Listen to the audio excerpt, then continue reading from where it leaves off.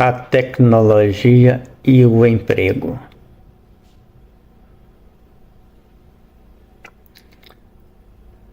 Tecnologia e emprego, a redução da jornada de trabalho como solução para o problema do desemprego. Resumo: este artigo aborda a discussão sobre as causas do atual desemprego e a sua solução. Em foco temos o atual avanço tecnológico muito utilizado para reduzir a mão de obra. Conclui-se que a redução da jornada de trabalho é o meio eficiente para se conseguir um equilíbrio que beneficiará não só os trabalhadores, mas também os empregadores. Palavras-chave: tecnologia, emprego, desemprego, redução da jornada de trabalho, circulação das riquezas, lucro. A tecnologia moderna frequentemente é tida como a causa da atual crise de desemprego, mas não o seria necessariamente não fosse o neoliberalismo hoje imperante, em que, visando o máximo aumento de lucro, utiliza de todos os meios disponíveis para reduzir a mão de obra. Pressionados pela constante elevação do número de desempregados, os trabalhadores tendem a aceitar negociações desfavoráveis que reduzem seus direitos e os submetem a cargas mais exaustivas de trabalho, enquanto cada vez mais gente fica na inatividade. Com uma análise do que informam especialistas no assunto, pode-se perceber que somente com a criação de mecanismos legais adequados, a tecnologia poderá servir para a melhoria das condições de trabalho, como jornada laboral reduzida, mantendo o equilíbrio empregatício. Algumas pessoas veem o desemprego como consequência irremediável do avanço tecnológico. Como a tecnologia vem resultando em constante aumento de produção, possibilitando uma pessoa produzir uma quantia que no passado exigia vários trabalhadores, a impressão é de que não há como colocar em atividade laboral todo o contingente de mão de obra existente. O que uns poucos são capazes de produzir é mais do que todos conseguem consumir, resultando em um déficit constante de postos de trabalho. Assim pensam alguns estudiosos do assunto. As notícias do fronte industrial podem ser interpretadas como excitantes ou como altamente melancólicas, dependendo do ponto de vista que o leitor quiser abraçar. O desemprego causado pela incorporação de novas tecnologias no processo produtivo, como automação de escritórios, robótica, automação comercial e bancária, etc., parece ser estrutural e irremediável. O aumento da eficiência provocado pela tecnologia elimina definitivamente muitos empregos das folhas de pagamento das empresas, e estes empregos não voltarão nunca mais. É uma tendência irreversível, não importa o que achemos dela. A busca da eficiência, da economia, da produtividade e da competitividade é hoje um processo irreversível. Sabatini, Renato, Desemprego e Tecnologia, 1995. Esse lado incômodo do alto incremento tecnológico vem preocupando há muito. Ainda no século passado já era preocupação de nosso constituinte prever algum meio de proteção contra esse panorama desalentador que surge como efeito colateral do aperfeiçoamento das ferramentas de trabalho. A Constituição Federal de 1988, tendo em vista esse problema que poderia resultar do vertiginoso crescimento do processo produtivo e da substituição de trabalhadores por máquinas, prescreveu entre os direitos dos trabalhadores, no inciso 27 do artigo 7º, proteção em face da automação na forma da lei. Assim ficou a cargo da criatividade do legislador infraconstitucional formular os procedimentos destinados a dar efetividade a essa proteção. Entretanto, até o momento, muito pouco se tem feito no sentido de dar cumprimento à prescrição constitucional, uma vez que do lado patronal há grande relutância contra o que se propõe para minimizar a disparidade entre a oferta e a procura de emprego. E a solução da crise parece difícil sair do campo dos debates entre o capital e o trabalho. No ano 2000, quando distribuidoras de combustíveis estavam implantando nos postos bombas de autoatendimento, mecanismo que iria possibilitar a dispensa de um grande número de trabalhadores, uma medida foi tomada em atendimento com o inciso 27 do artigo 7º da Constituição Federal de 1998. Promulgou-se a Lei 9.956 de 2000, que prescreve em seu artigo 13. Fica proibido o funcionamento de bombas de autosserviço operadas pelo próprio consumidor nos postos de abastecimento de combustíveis em todo o território nacional. Por outro lado, há quem pense de forma bem mais otimista, vendo a tecnologia com outros olhos. O economista Márcio Postman, bom conhecedor do assunto, informa que a tecnologia não tem esse efeito negativo nos lugares onde lhe é dada maior importância. Assim expressa: a tecnologia tem se mostrado favorável ao emprego. Os países que mais investem em tecnologia são os que têm os menores índices de desemprego no mundo, afirmou Márcio Postman, secretário de Desenvolvimento, Trabalho e Solidariedade da Prefeitura de São Paulo, durante o evento da Geração Digital 2003, promovido pela Cidade do Conhecimento da Universidade de São Paulo, USP, na Condex 2003, em São Paulo. Postman, Márcio, 2003A. Para Márcio Postman, a solução para o desequilíbrio existente entre a oferta de trabalho e a procura de emprego está não na proibição de recursos tecnológicos, mas na jornada de trabalho reduzida que pode e deve ser adotada atualmente. Desde o século XIX, essa discussão da redução da jornada e o aumento do número de trabalhadores são diferentes daquela feita pelos trabalhadores anarco-sindicalistas, que tinha por objetivo a redução da jornada para reduzir as perdas dos trabalhadores. O novo sindicalismo defende a redução da jornada como uma medida de ampliação do emprego, entendendo principalmente o lucro como elemento-chave para propiciar mais investimentos e, consequentemente, elevar o nível de emprego. Na minha proposta, a redução significativa da jornada de trabalho tem outra fundamentação. Em primeiro lugar, não há razão técnica que justifique a jornada de trabalho tão elevada como temos hoje, em função justamente da expansão da produtividade imaterial. Em segundo lugar, deve-se ao reconhecimento de que estamos numa fase em que aumenta a produtividade imaterial. Assim, estamos diante de uma produtividade gerada pelas novas possibilidades de trabalho, ou seja, fora do local de trabalho. Todos estão trabalhando muito mais. Isso faz com que as pessoas durmam com o trabalho e sonhem com ele. Todo esse esforço com a atividade produtiva e material está gerando uma ação brutal de riqueza. Esse trabalho imaterial beneficia apenas as grandes corporações.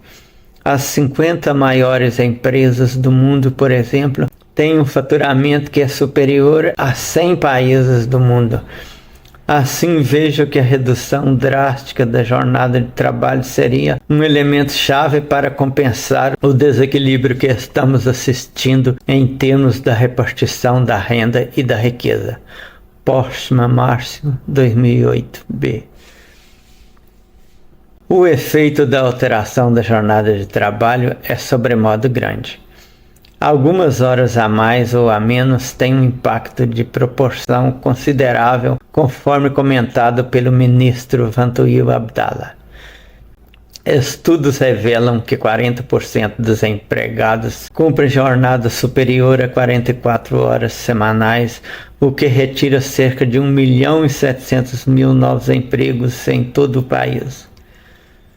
Não se compreende por que, havendo milhões de brasileiros sem trabalho que lhes garanta sequer subsistência diária, admite-se a indefinida e permanente jornada alongada. Abdallah Vantuil, 2004.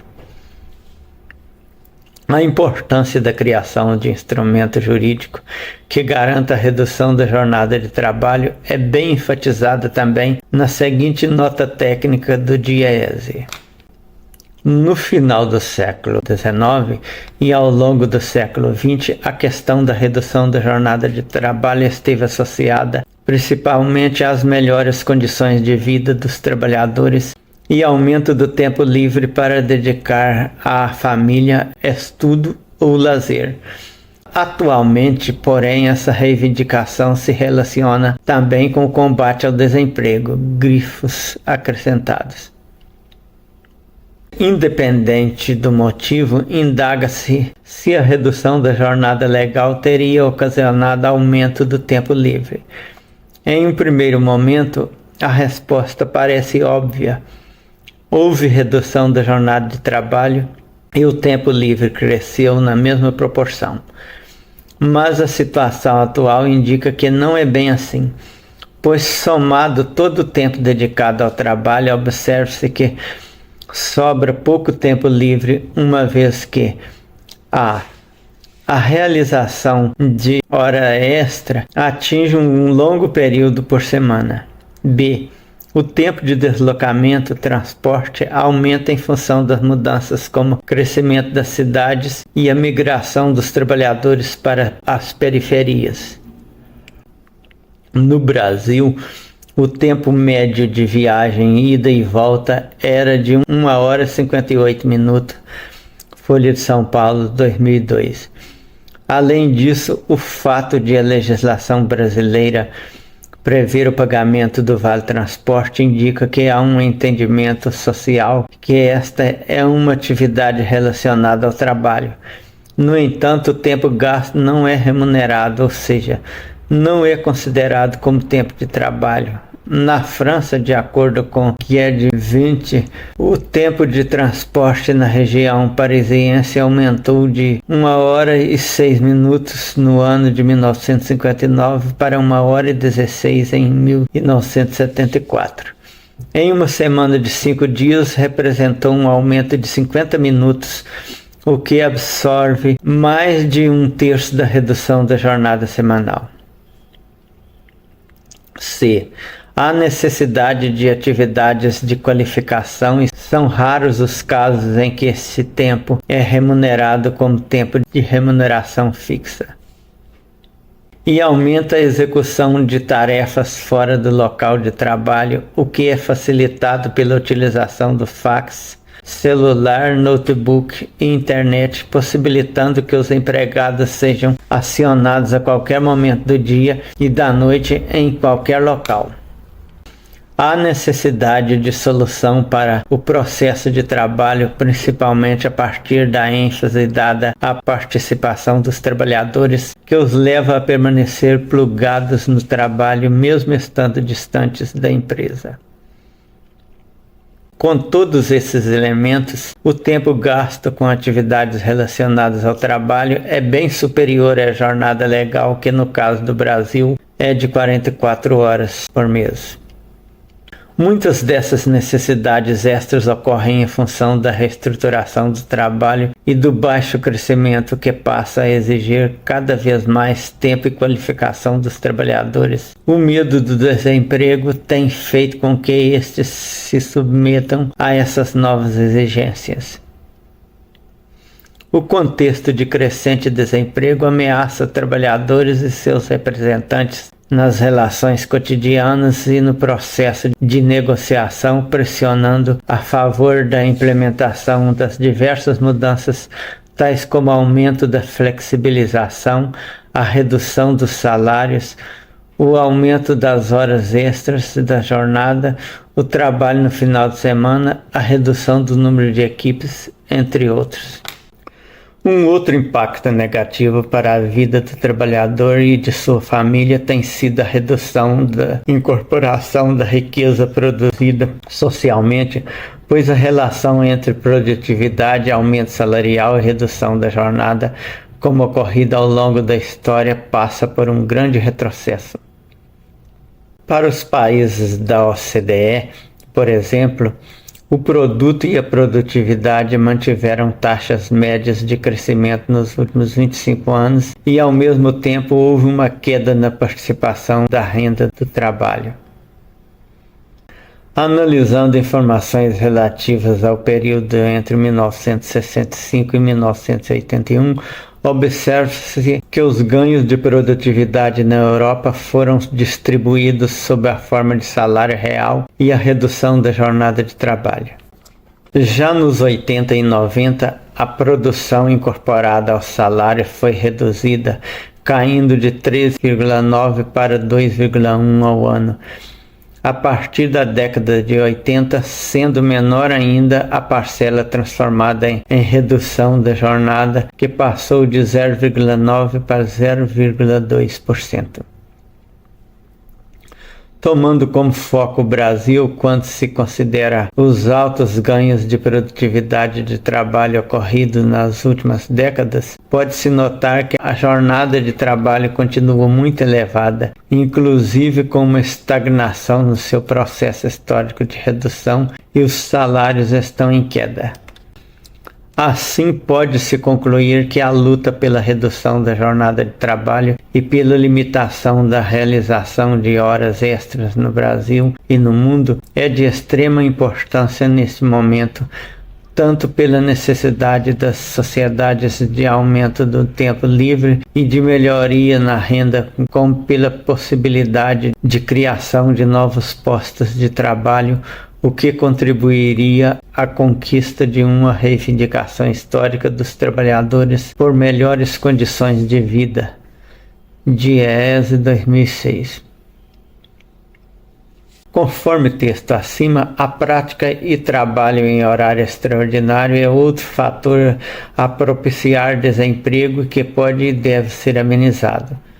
Umas pessoas trabalharem em excesso enquanto outras não têm trabalho é incompatível com a justiça social. Devem ser bastante limitadas as hipóteses de trabalho extraordinário e a remuneração desse trabalho deverá ser bem maior, a forma de desincentivar o lado patronal à sua prática.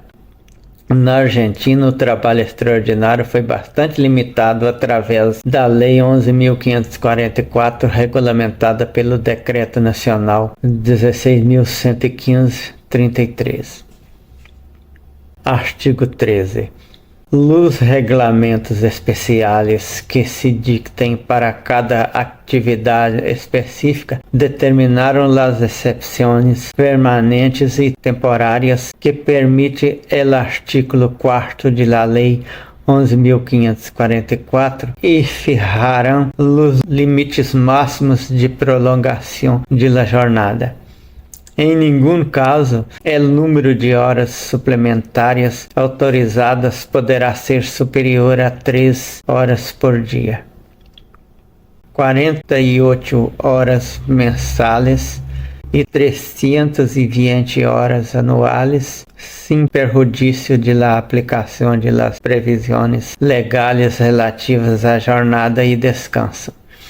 As horas suplementares se abonarão com um recargo de 50%, calculado sobre o salário habitual se se tratam de dias comuns, e del 100% em dias sábados depois de las 13 horas, domingos e feriados. Dada a vulnerabilidade a que os trabalhadores se encontram, só instrumentos jurídicos podem contornar o problema, uma vez que, se deixados à mercê da livre negociação, o trabalhador estará cada vez mais subjugado à vontade patronal, pois, como disse Lacordaire, entre o fraco e o forte, entre o pobre e o rico, É a liberdade que escraviza, é a lei que liberta. Reduzir jornada de trabalho é algo contra o que os empresários tendem a lutar sempre, ainda que seja mínima essa redução, como se pode observar na discussão do projeto de lei 7.663 de 2006, destinado a reduzir as 44 horas semanais para 40, ocorrida em 18 de 5 de 2005.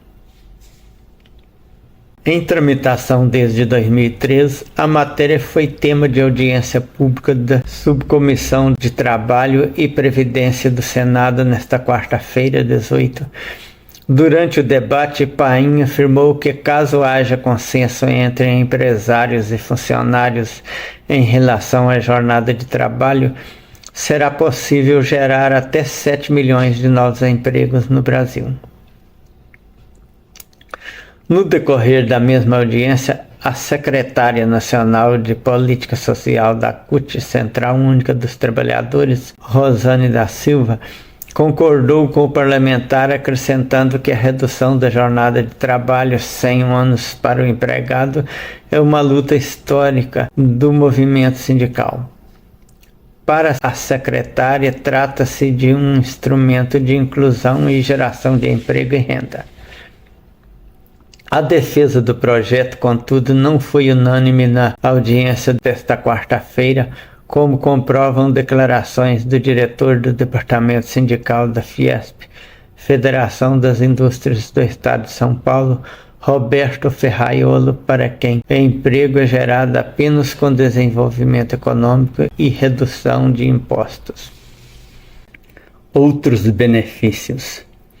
Além da criação de empregos, o senador Paulo Paim argumenta que a redução da jornada semanal, ao poupar o empregado, possibilitaria também aumento de produtividade e da segurança no trabalho.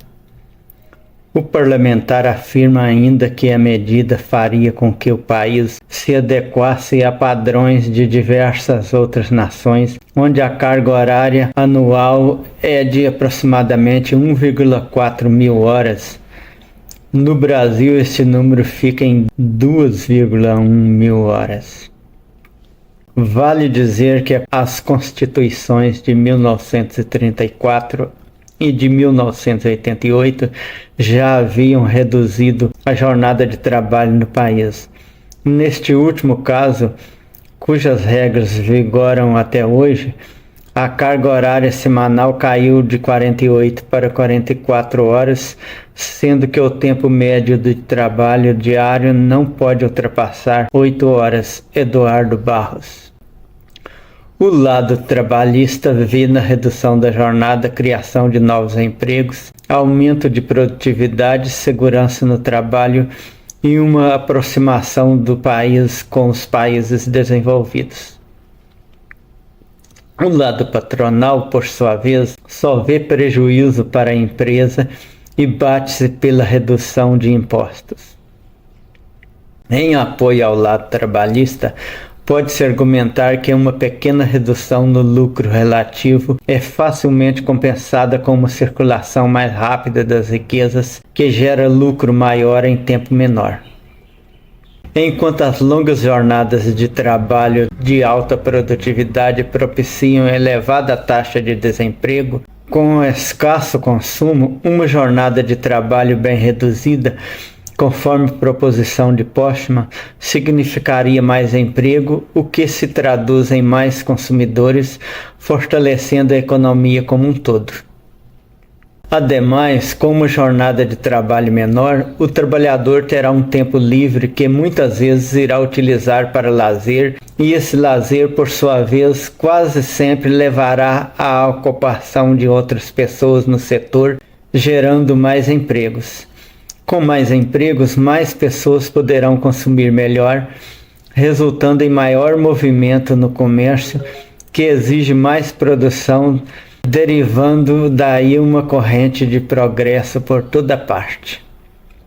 Onde a parcela de lucro sobre determinado produto é menor, mas há um bom mercado consumidor, A maior rapidez de absorção da produção resulta em lucro maior, e todos podem sair ganhando, como exemplificado pelo ministro do TST, Maurício Godinho Delgado, que demonstra que as economias mais sólidas não são aquelas que pagam baixos salários, mas as que melhor remuneram o trabalho.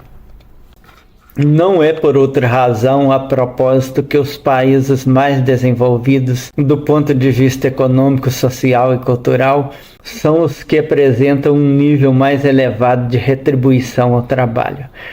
Ilustrativamente considerada a moeda euro, eis os dados de salários, encargos sociais e custos totais por hora de trabalho em alguns países desenvolvidos no ano de 2004, segundo o órgão alemão de pesquisas econômicas Instituto Wirtschaftskern, em quadro divulgado pelo jornal Valor Econômico. No topo da lista está a Dinamarca. O salário 21,06 por hora, encargos sociais 7,08 por hora e custos totais hora 28,14. Em segundo lugar vem a Alemanha, os salários 15,45, os encargos sociais 12,15 e os custos totais 27,60. E assim descendo a lista, passando por países como Noruega, Suíça, Bélgica, Finlândia, Holanda, Reino Unido, Irlanda, Estados Unidos, Japão, Itália, Espanha, Grécia, Portugal, vemos que aqueles que remuneram melhor o trabalhador são os mais desenvolvidos economicamente. O elevado nível dos salários e do próprio custo total do trabalho não se constitui, como se percebe, em obstáculo ao desenvolvimento de tais países. Ao contrário do que propaga certo tipo de discurso hoje dominante. Ao invés, a densidade e o vigor dessas economias e sociedades muito devem à consistente retribuição que tendem a deferir ao valor trabalho dentro de suas fronteiras. Delgado Maurício Godinho, 2005. Discorrendo sobre a atual crise enfrentada pelos Estados Unidos, em uma entrevista da revista Carta Capital, o economista Robert Kurtis, após falar do brutal crescimento da produção, afirma: há muito tempo os salários reais diminuíram nos Estados Unidos. O milagre do consumo se alimentava de financiamentos que foram angariados através de ações e hipotecas. Luiz Antônio Sintra, Fora de Rumo, revista Carta Capital, 6/5/2008. Quer dizer, a crise tem entre suas causas a queda do poder aquisitivo salarial, mais uma evidência de que a alta produtividade oriunda do desenvolvimento tecnológico tem que ser compensada com redução da jornada de trabalho ou, caso contrário, o crescente desemprego continuará afundando toda a economia. Como bem esclarece o mestre Maurício Godinho, os países que melhor remuneram o trabalho, ao invés de perder competitividade, como argumentam os representantes de empresas, têm as economias mais sólidas. Isto se deve ao fato de que o dinheiro da indústria vem principalmente do comércio e o dinheiro do comércio vem dos consumidores, que na grande maioria têm suas rendas provenientes de emprego. Onde o empregado ganhar mal, não haverá como o comércio ir bem e, consequentemente, o fabricante não terá saída para seus produtos. Por outro lado, onde o trabalhador for bem remunerado e houver pouco desemprego, haverá progresso na indústria, no comércio e nos serviços.